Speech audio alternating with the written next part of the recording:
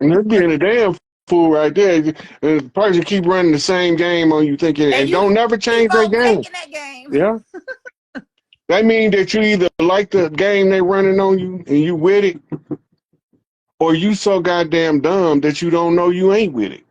And you can't play victim, though. That's another thing. I can't stand people that have had the same game run on them. They continuously do the same thing and deal with the same people that run the game, and then want to play victim every time and expect people to console them through their victimization when you've already been this victim 1,000 times. That's because they're looking for trauma mates. They're looking for trauma mates.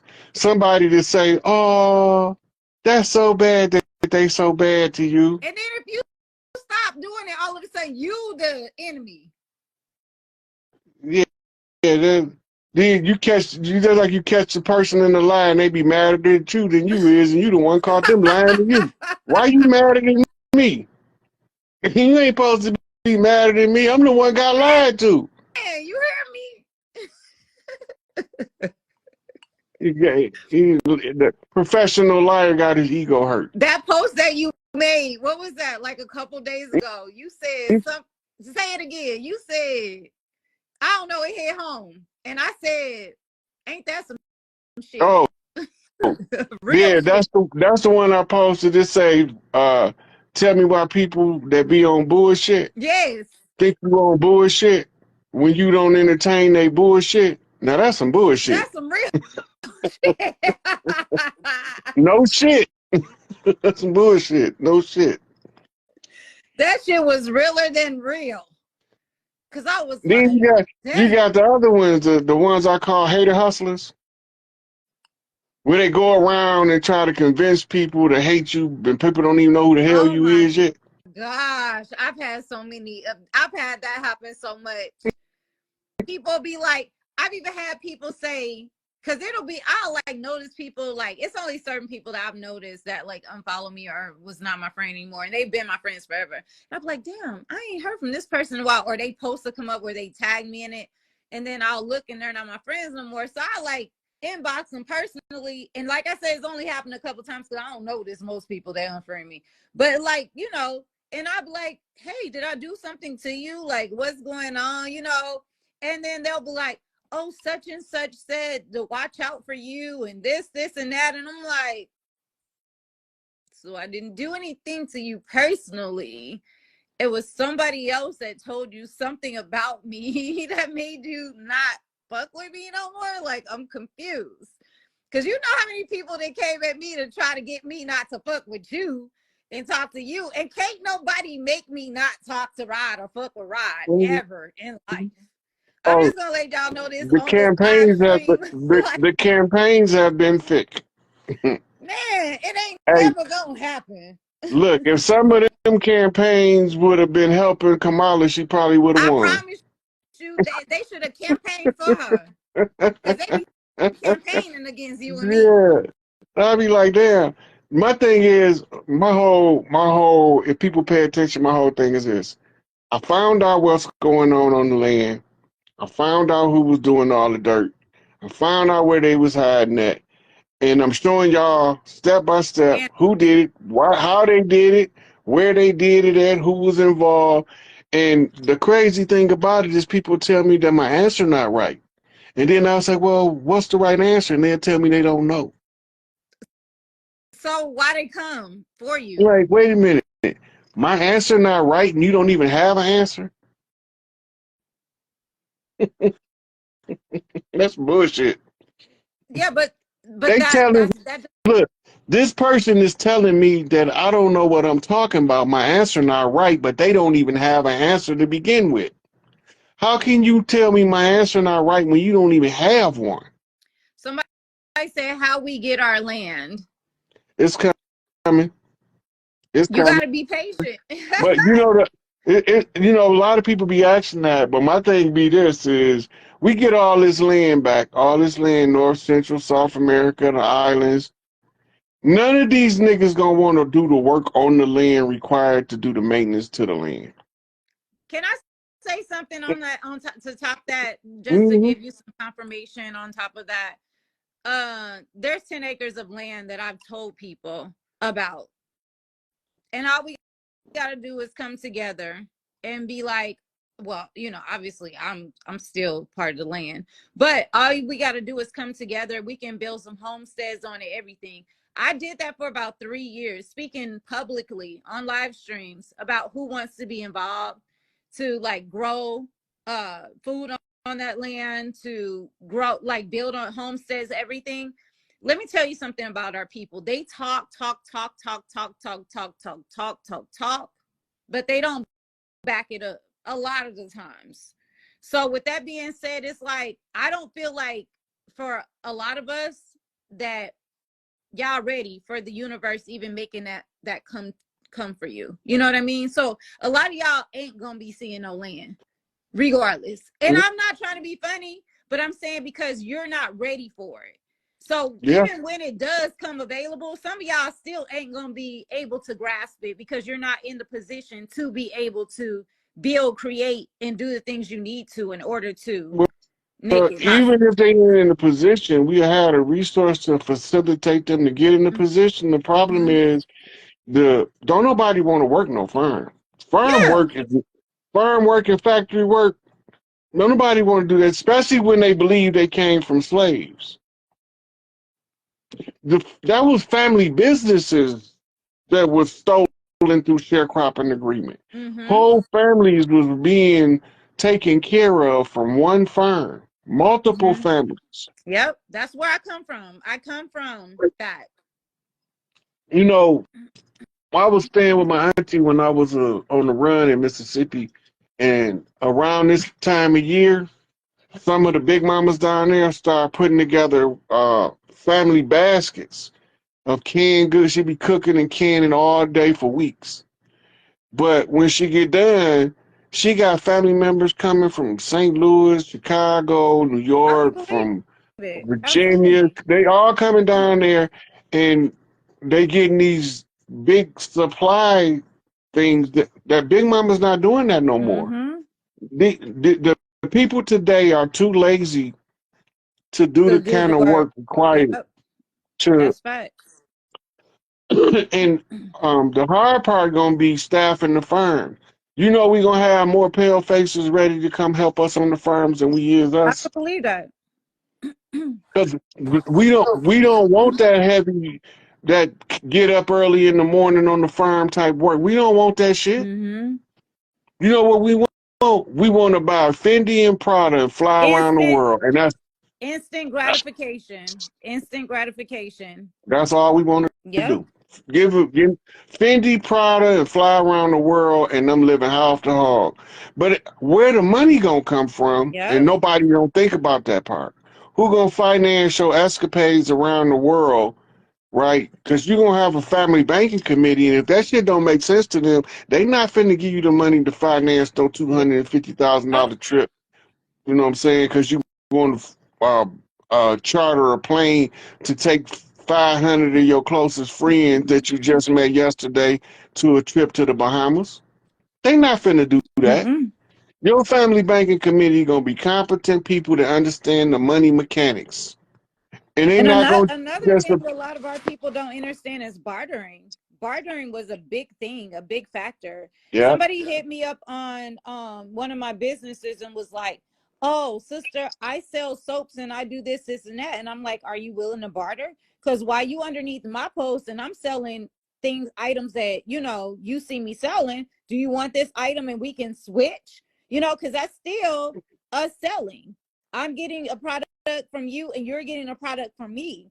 That's bartering. That's, I'm getting something, because even if I was to send you the money, it'd be the same thing. You know, we need to learn how to do that. I grew up in that. I grew up in. That's following the law of equivalent exchange. Right? I got 3 skin dressed rabbits for dinner, and you got 20 coins a ear. We can make a trade. Right? And but people be looking at, oh, he giving me 20 ears of corn for 3 rabbits. I think that's not enough corn. But we're okay. how did you adjust the price of your Right. rabbit? You don't know the price of this. I do. Right? So it might turn out that 4 rabbits is worth 20 years of corn. Mm-hmm. Right? But now, because you went to trying to be selfish, you realize you was the one that was getting, that was underpaying the other person because you was greedy. Yep. You know, you should have took what they offered you and gave them what they asked for. Now you got to come off a whole nother rabbit for being greedy. Yep. But we don't see stuff like that no more. Modern microwave society got us wanting everything in the instant. A quick fix. And that's why a lot of these, I was talking to my son, now that we're on this subject, it's kind of going to go like off of that, but he like literally is like this influencer, like he made it to the social media influencer. And I was telling him about like the game, you know, and I was like, they're going to come to you eventually when you get enough followings because they know of your influence. They're going to come to you and offer you a contract, and it's going to be a certain amount of money, but you can still do it independently, but they're going to want to sign you to sign a contract so that they can own you to control your influence. But you can still do it independently. But what's going to happen is you're going to get so comfortable with the money you made by yourself, they're going to try to double and triple it with a contract, and they're going to want you to sign it. And they always gonna give you something to do for their money. Yeah, absolutely. And so I was telling him that. And he's like, no, I'm not going to. I'm like, I want you to know it's going to happen. And when it happens, if you sign it, it's going to be, it's literally going to be something that you're not going to want to do. I'm just going to guarantee you on that. My mama used to sit me under these old ladies talking about the South and the church, right? When I was a little boy, 3, 4, 5, 6 years old. So I used to be listening to them telling how people was losing stuff by signing contracts, because I never understood why all the old people that were around while I was growing up, they wouldn't do no contracts. They wouldn't do no credit cards because they had a contract. Nothing. Yeah. So when I got older, now I know what I know. I'm like, damn, they were smart. They were smart as hell to be illiterate.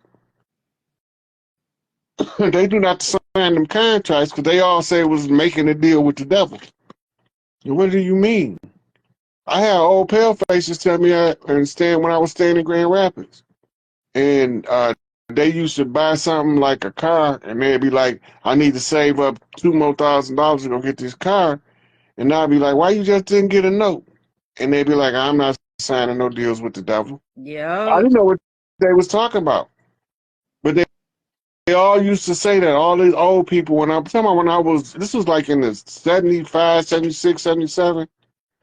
And when that Spirit of 76 came out, I learned so much about the American deception of history from old people that was telling me that shit ain't what they telling you, son.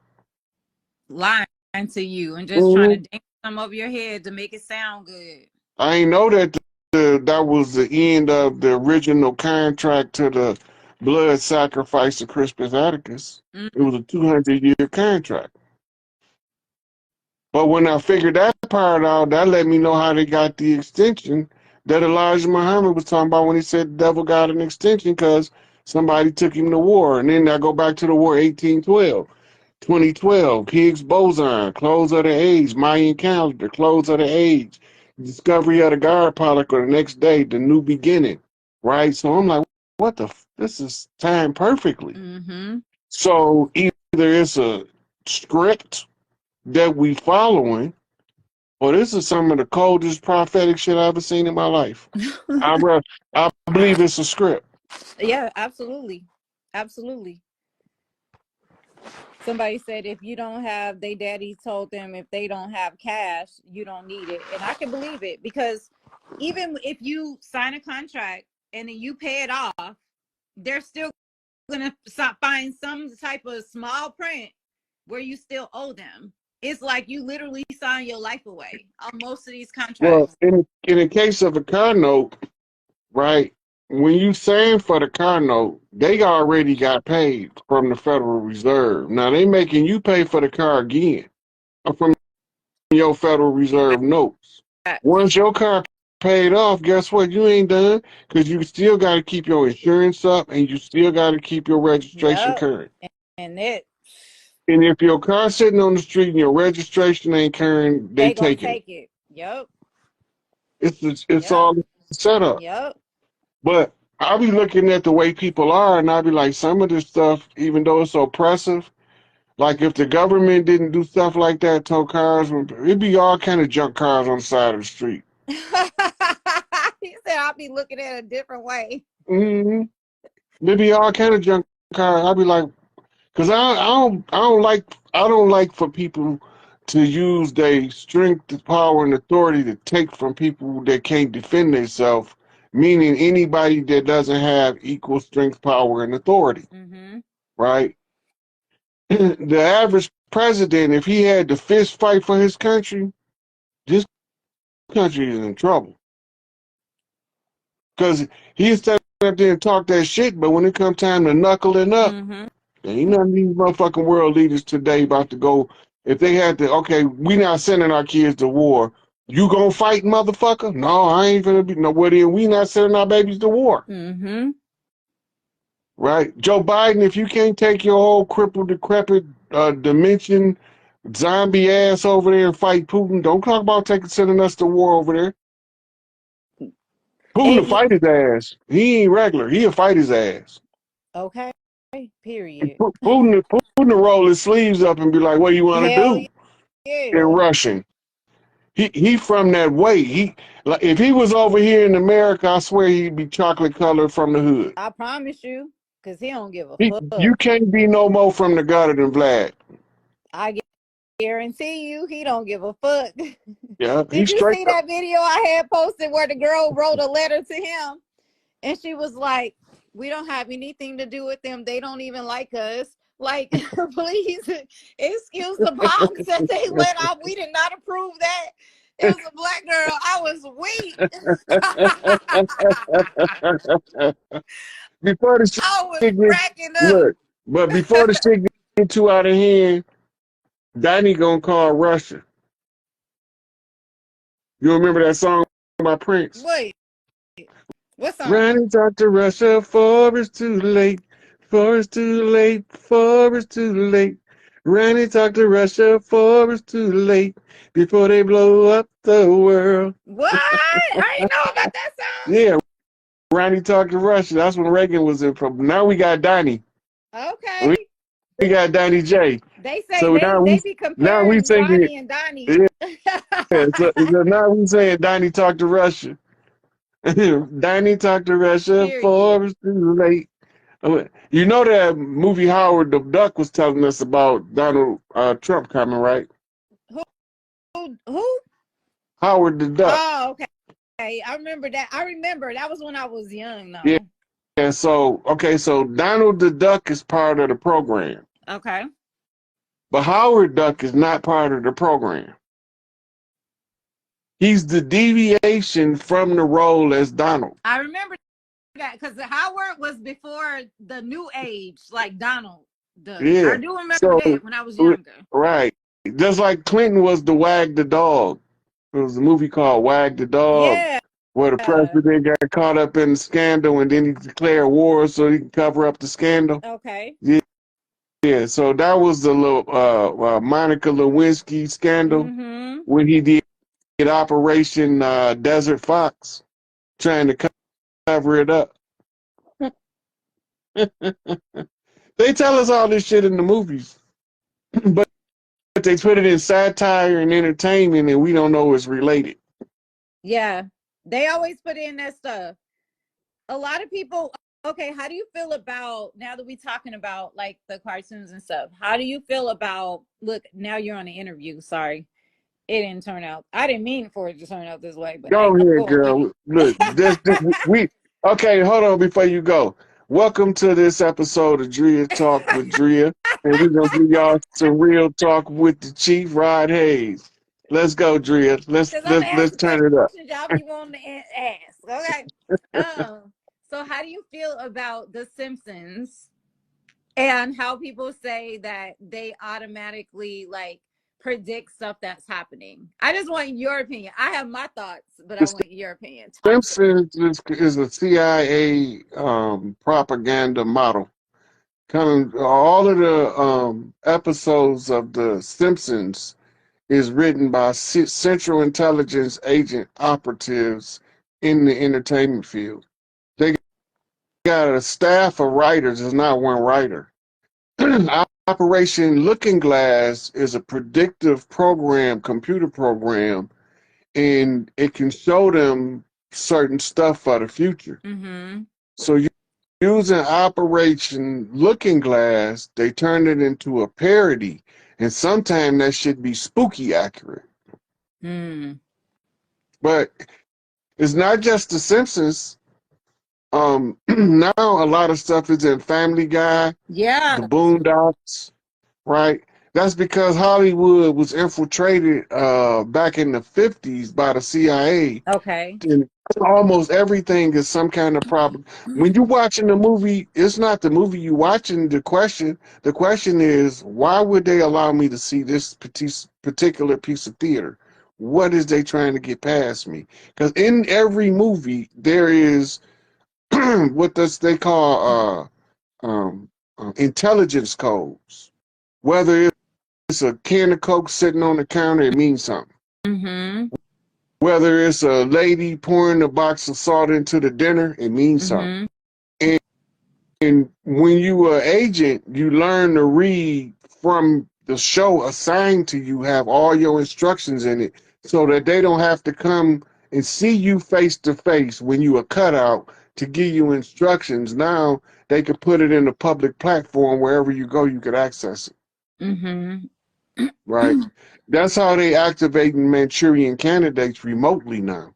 The Jason Bourne story was going into it, but it didn't get all the way to the root. There's always one sleeper agent that can activate every sleeper agent once he's activated. Soon as he activates, the side effect of activating him is all of the rest of the agents is activated. This is what made Jason Bourne being the first functional operative under the Treadstone program, and I forgot the other one, but this is what made him so valuable to the agency, because when you watch through the seasons, you realize that he was the agent that if he's not neutralized, he's activating other agents by being activated. Mm-hmm. Right? And now they trying to activate different agents to silence him, which is activating other agents to silence them. Right? So you have the one, they call him the golden child in the intelligence world. Mm-hmm. The golden child is the operative that once he's activated, all of the Manchurian candidates, sleeper cells become activated. That's what the movie was about. That's why him failing his mission was so critical for them to try to get him back to determine how did he malfunction. He never malfunctioned, right? Mm-hmm. He fell into a state of amnesia from being lost at sea. Let that sink in for a minute. Mm. He was in a state of amnesia from being lost at sea. We are all classified as vessels lost at Let's sea. see. Yeah. And now that he's on the land, he's trying to remember who he is. The George Washington Challenge, in 200 years, they won't remember what side of the ocean they from. Right? Tom Clancy is a former special forces agent. Everything he writes has to be edited through the Pentagon before he can release it. Because in all of his stories, he's using the information from being in an actual situation that he turned into a fictitious novel and he can accidentally give out too much real information where you can actually pull up the government operation that he's talking about in his books. And now you got some people that's Tom Clancy fans that's so good that they can tell you which one of his books took place where in his during his tenure as a military asset. Mm. And it's another one, the one for the legal world is the one Tom Grisham. Right? Tom Grisham is an attorney, right? But he's some kind of way he's trained in like intelligence gathering because his books tell you so many secrets from the legal field, right? Mm-hmm. And then for the medical field, my favorite is Robin Cook, right? Why you say Robin Cook? Mainly because of this book called Mutation, where he talked about enhancing the intelligence of the children by using special deep sea organisms and being injected into the fetus. And he Mm. created a child genius. But the book's called Mutation. It's a cold piece of work. But then I was already, the movie Coma made me read the book. And then I was just, because I liked the medical field anyway. Yeah. So when I started reading his books, I was captivated by the description of walking the corridors of a hospital, you know, smelling the disinfectant and the bandages that's stocked up in the cabinet as you walk down the hallway. Stuff like that I could relate to. When I was a On a little baby, I podcast had or on the epilepsy show for real the first bad. time ever. This So I is used to history live to in the make it. hospital. Without further ado, to start the show, ladies and gentlemen, I want to Yeah, welcome so Seven they tried Bowball. to I put want me to in a welcome cage because Rod I'd be Hayes anywhere in to the the show. Oh man, you gotta have fun with this consciousness thing. Absolutely. Welcome, yo, it's a pleasure. Honestly, seriously though, it's a pleasure and it's an honor to have both of y'all here together at the same time. What's going on, gentlemen? You know, you the first one to bring us together. And the first time I heard about him, I heard about him through Arisha Stone, which is the blood heir to Duddy Bookman. Mm. And he was like, "Man, you ain't heard of Seven Beaumont?" I was like, "No, it's about a couple years ago." Mm-hmm. He said, "Man, you got to go check out Seven Beaumont." I said, "I'm gonna go check him out, see what he's talking about." And I was, been on to him since then, and he be dropping some fire. Indeed. Yeah, and like you say, he got the crispiest videos on the internet. This brother, this is why, hold up, before you say something, and I'm gonna share the brother's links. I need everybody, like the white folks got their technology and they got their Mark Zuckerbergs and they got the dude that's ahead of OpenAI and they got dumb dudes. Like we got Seven Beaumont on our end. So I really want, as I share the links tonight, and I'm gonna ask the AI question and things of that nature, but I really want y'all to put this brother not just as a metaphysical speaker, but this guy is amazing when it comes to technology, AI, all that stuff. I really want y'all to get used to this brother and look at him through that lens. I'm gonna share the links. But with that being said, we'll talk about that a little later. Seven, Rod, welcome. What's up, Seven? Well, first of all, I was already saying to everybody, I need to figure out where all the language is stored. Yeah. Because I'm so excited for this evening. Like the energy was so high. It's always like that. There's no feeling, when you know it's about to be big and you're right in the beginning of it, right? And for sure, I don't think you can really be in this space without knowing who Rod is. Like I'm a fan from the early videos. Like you could tell when there's that Gnosticism where somebody is really just tapped in and just going to give it to you as it is. And we can always respect that. And also, it's that time, we're rolling into 2025. We need to really be bundling it up well together because we're building something. It's already built, right? And it's getting bigger. And, we want to make sure that everybody is maintained and managed, growing. Everybody's different. So each person is a unique key to a unique door. And, it's these type of way showers here that are bringing in them potent, masters for masters, I call it. We all gain something from each other and add that to that collective that we have on this side. But on the other side, we all dialed in anyway because we're all the same thing. And that's just the beauty of, you know, how synchronicity works. So I'm honored to be here. You know, I'm always going to come in doing my best, looking forward to moving me out the way. You know, I just know it's going to be lit. So however long it takes, I know people are excited. You know, they love to see us coming together too. So I'm feeling the energy, like I said. Yeah. Oh yeah, Brother Rich, you glowing over there, by the way. I want you to know that. Your inner light is on. That between your wife and the new baby, you glowing. The new baby. I got a new baby, y'all. I got a new baby. So listen, and I'm glad you mentioned that because that's gonna lead.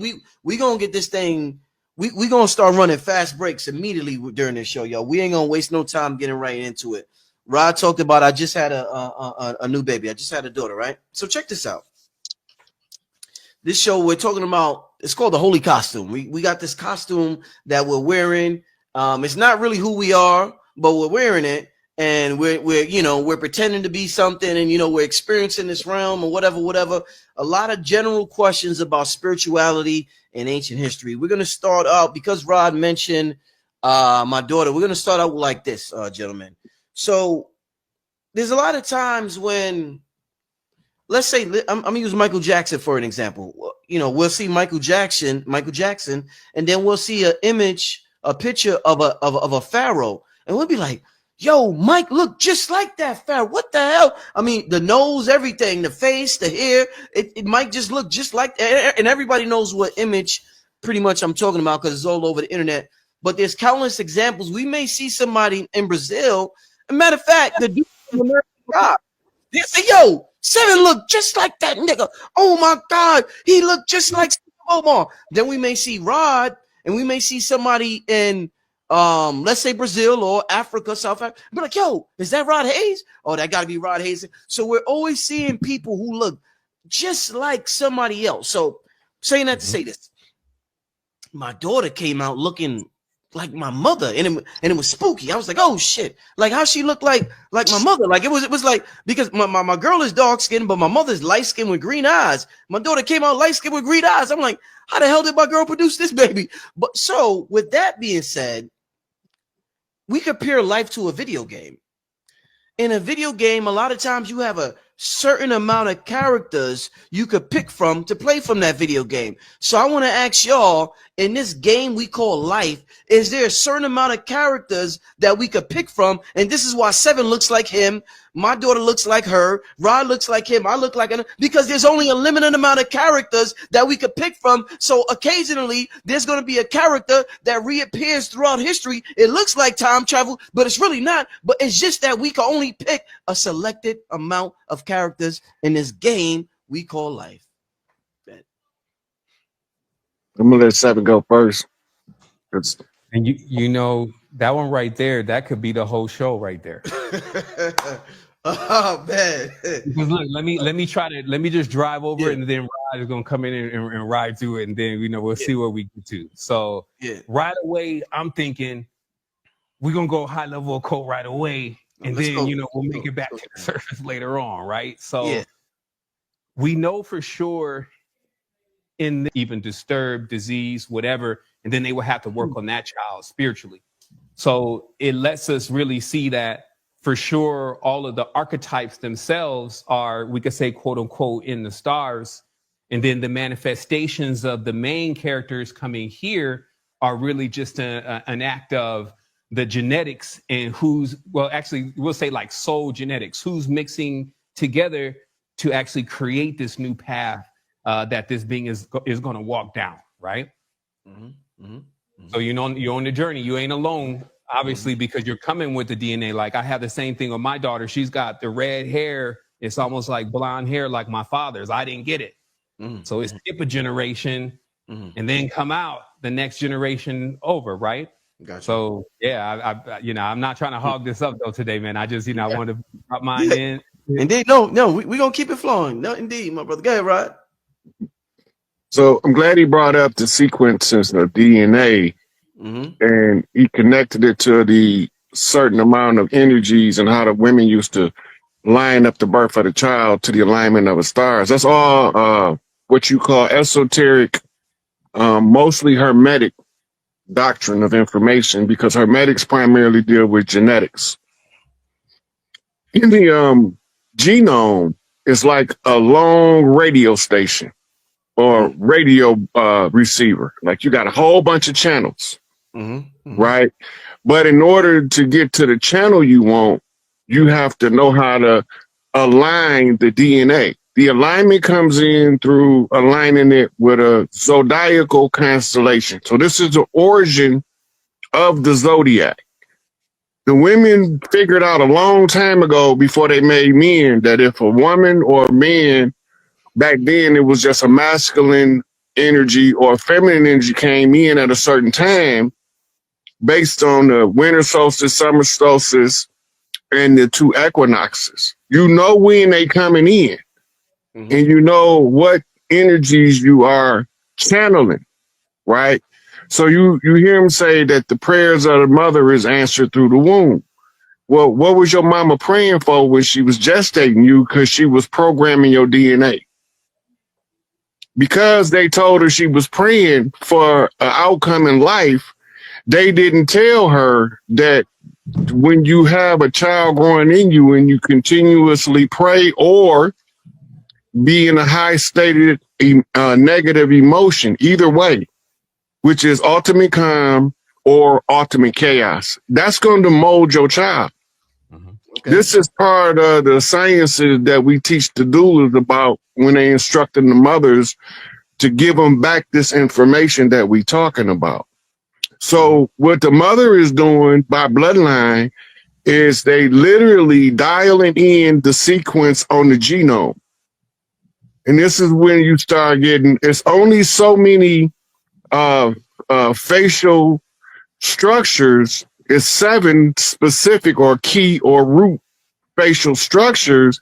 So it's 7 to the 7th power of 7, right? Which is a 777 genome materialization, which means that each one of them 7s have 7 options to the 7th power of expression, right? So now if people are constantly being born, dying, you recycling or opening up frequency stations.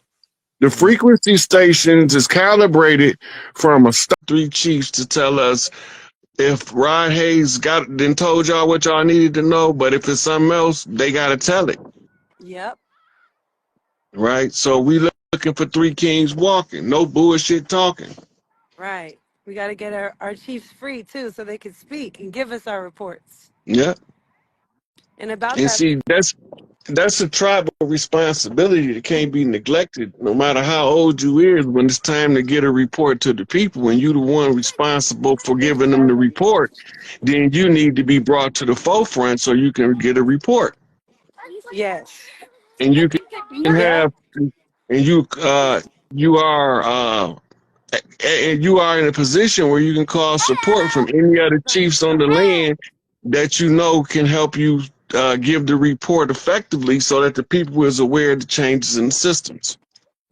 Right. The changes in the systems, the changes in the celestial bodies. Yeah. All the shifts taking place. So But I like this Pluto and Aquarius energy because, like you said, Scorpio rules the underworld and the occult and all things hidden. So the fact that on January 25th, all the celestial bodies are about to be in line, and then we have this transition from Pluto into Aquarius, which is the wealth of the information or the spirit, the data, the light being shed upon the people. That's really like full activation of the apocalypse or the unveiling energy. So we've been waiting for this. You know, this is a really good time. All things hidden brought to the light and shared with all the people. Hold on 1 minute, Kelly. Your Chief Warhorse called in. Let's see if I can call her back. Yeah. Hey, Chief. I'm doing pretty good. I'm over here doing a live broadcast right now. Okay, I'm going to call you when I get done. Can you stick with the little ones, baby? Can everybody say hi to Chief Warhorse in the comments? Let her know we love you. Greetings, Chief Warhorse. Greetings and love. things in love. Hey, look, I'm on my live talking to Chief Warhorse while I have a young lady on the other end that I'm supposed to be having a conversation with. But when I seen you call, I had to answer. It's a full activation right now, huh? Got the whole family coming together. This is like the Okay, I'll divine. call you when I'm done. This is All like right. the harmonic convergence of all the chief energies, huh? Yeah. What an honor. So Wow. yeah. So people will be trying to turn the chiefs against each other, but me and Chief Warhorse don't play that. Right. You know, so she wanted the people to know that we do have conversations. She can call me anytime she want. I can call her. Mm-hmm. Right. So we just had certain stuff that we had to work out separately, and later on at the right time, you're gonna see us all together in one happy family. Man, I can't wait for that. I've been waiting since I incarnated. A lot of us came. A lot of us came here just to see the closeout because so many people failed at closing it out, and now we got somebody that actually told us everything that needed to be done step by step in the public domain, in their face, not behind Yes. their back, straight up, no chaser.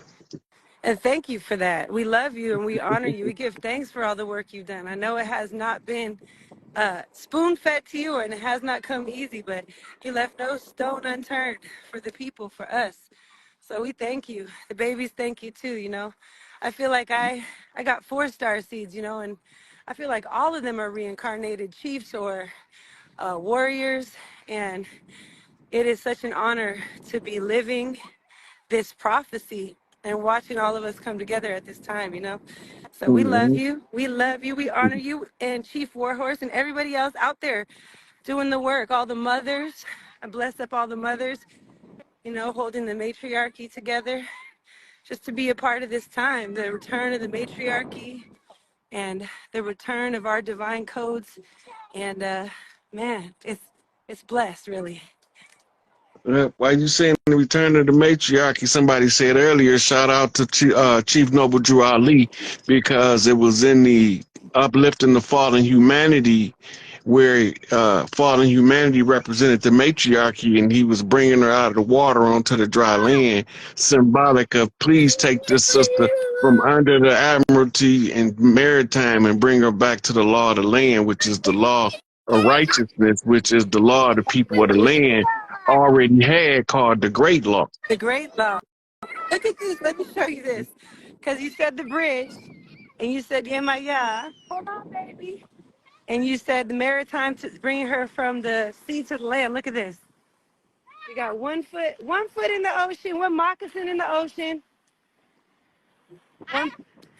10 feet on the I land. We wish got I 10 could. feet on the I land. wish it wasn't so dark over there. We could see it better. Okay, well, I just put my moccasin in the ocean, and we got 10 feet on the land over here. Me plus these 4, 10 feet. What's that? 10 times 10, 100. 100 toes down right now on the land. Return all of our stuff. Give it all back. We're ready. And we don't need no babysitters either. We don't need no dysfunctional adopted parents. We got this. As long as we got our chiefs to tell us, you know, to put us in order, put us in check, we can all fall in line. So I'm giving all my love to all our people right now, right here from Califia, from the Golden Gate. And I'm gonna step off so you can let some other beloveds in here and make sure my kids don't go in the ocean. Okay, sweetie. I'll talk to you later. All right, love y'all. Chief Lion Firecatcher in the house.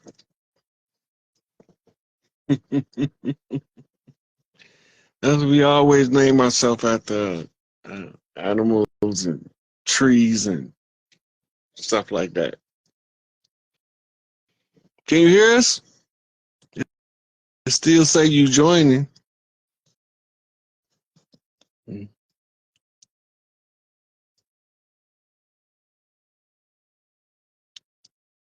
We didn't let her in. Okay, let's try Sarita. Sarita want to know about teaching the children about. Sarita, I sent you an invite so you could come up. So she want to know about preparing the children for the changes to come. I'm more worried about them knucklehead teenagers and early 20-year-olds that can't pay attention and can't take instruction. Can't nobody tell them nothing. Because I don't want them to get caught up in the cleanup effort of getting these rotten, no good individuals out of the community. Where you at, Sarita? It ain't letting you up, sweetie? Or you don't want to come up? Okay, that didn't work. Big Cliff Simmons. Nope, they said you can't come up. Hits Nikki. Hits Nikki. I'm sending you a request to come up. Come on, Chiefing with Chief. Smoke a little chronic. Cough till you vomit. How you doing? How you doing, sweetie? I'm okay. How you doing? I'm, you know me. I'm smooth as can be. How Like do a I? spring day, catching shade under a tree. What'd you do? Covered up your camera? I don't know what to do. You was fat. There you go. I can see you now. Oh, Can you see me? no, I can see you. I can't see me. Oh, we can see you just fine. You showing up over here. Okay. So I got a question. Okay, let's do it. I don't really know how to word this, but I want to know, how can I find out what energy walks with me that makes people nervous around me, or uh, like think that I'm always upset, or like they'll be like, "Ooh, sorry, you okay?" And it pisses me off, because I'm like, there's nothing wrong with me. Like, if you want to speak or say something to me. Like, this been going on since I was a kid, and I'm like,